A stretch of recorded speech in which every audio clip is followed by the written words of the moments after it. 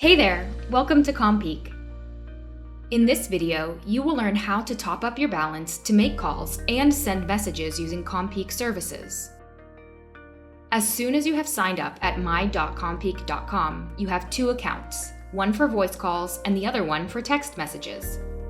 You can add credit to each account independently or disable the account you don't need. To add money to any of our accounts, click the plus sign at the top right of any page. In the pop-up window, choose the account you want to top up.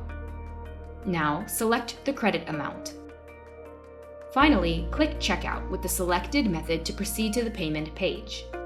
For CommPeak payment information and detailed instructions for each payment method, click Payment Instructions at the top right.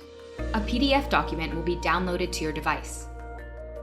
If you want to have a regular automatic credit refill, you can do it with the credit card payment method. Just click Automatic. Then indicate the credit amount and threshold amount for the refill. And choose the limit for the number of payments per day. That's it. In the video by the link, you can find out more about pricing for voice calls and messages. Thanks for watching!